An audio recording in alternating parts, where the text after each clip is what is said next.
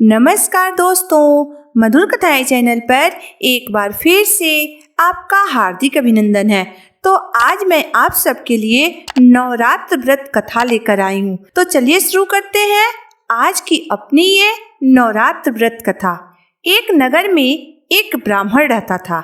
वह भगवती दुर्गा का बहुत बड़ा भक्त था। उस ब्राह्मण को संपूर्ण सद्गुणों से युक्त सुमति नाम की एक अत्यंत सुंदर कन्या थी। वह कन्या अपने पिता के घर बालपन में खेलते हुए इस प्रकार बड़ी होने लगी जैसे शुक्ल पक्ष की चंद्रमा। वह ब्राह्मण प्रतिदिन जब माँ दुर्गा की पूजा और होम करता था तो उस समय वह कन्या भी वहाँ उपस्थित होती थी। एक दिन सुमति अपने सखियों के साथ खेलने में इतना मगन हो गई कि वह भगवती के पूजा में उपस्थित नहीं हो पाई। इसलिए उसके पिता को पुत्री की ऐसी असावधानी देखकर बहुत क्रोध आया और वह अपनी पुत्री से कहा, हे दुष्ट पुत्री, आज सुबह तूने भगवती की पूजा क्यों नहीं किया? तुम्हारे इस गलती के कारण मैं तुम्हारा विवाह किसी कुष्ठ रोगी और दरिद्र मनुष्य से कर दूंगा। पिता की ऐसी कठोर वचन सुनकर सुमति को बहुत दुख हुआ और वह बोली, हे पिताजी, मैं आपकी कन्या हूँ। मैं सब प्रकार से आपके अधीन हूँ, इसलिए आप मेरा विवाह जिससे चाहें उससे कर दीजिए, परंतु होगा वही जो मेरे भाग्य में लिखा है। मुझे तो मेरे भाग्य पर पूर्ण विश्वास है। मनुष्य अपने जीवन में कितने सपने सजाता है, परंतु होता वही है जो विधाता ने लिखा है। जो जैसा कर्म करता है उसको फल भी उसके कर्म के अनुसार ही मिलता है, क्योंकि कर्म करना ही मनुष्य के हाथ में है, परंतु फल देना भगवान के हाथ में। पुत्री की ऐसी विश्वास भरी बातें सुनकर वह ब्राह्मण क्रोध से भर गया तथा अपनी पुत्री का विवाह एक कुष्ठ रोगी और अत्यंत गरीब मनुष्य से कर दिया और अत्यंत क्रुद्ध होकर कहा, जाओ, जल्दी मेरे घर से जाओ और अपने कर्म का फल भोगो।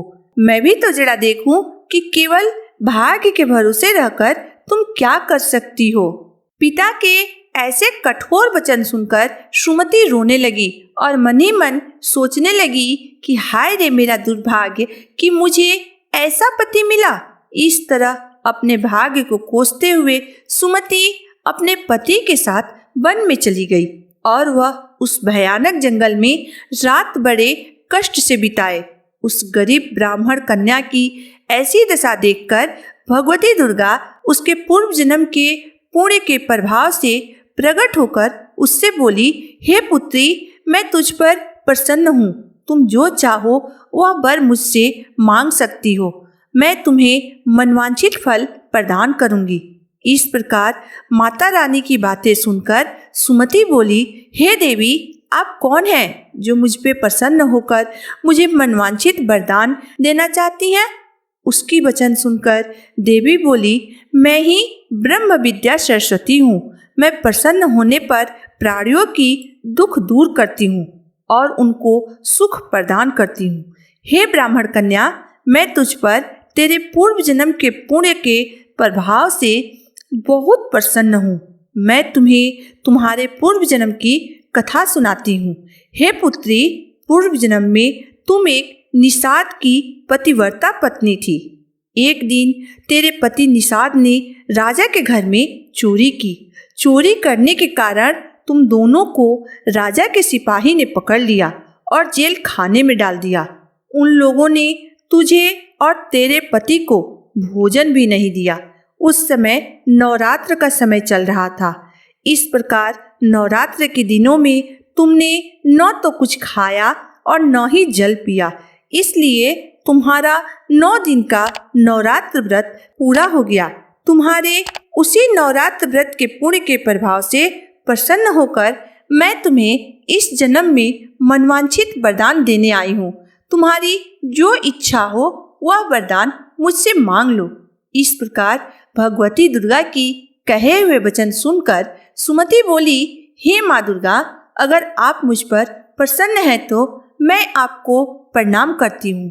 आप कृपा कर मुझे वरदान स्वरूप मेरे पति के कोढ़ को दूर कर दीजिए। सुमति के वचन सुनकर माता रानी बोली, उन दिनों तुमने जो व्रत किया था, उस व्रत के एक दिन का पुण्य तुम अपने पति के कोढ़ दूर करने के लिए अर्पण कर दो।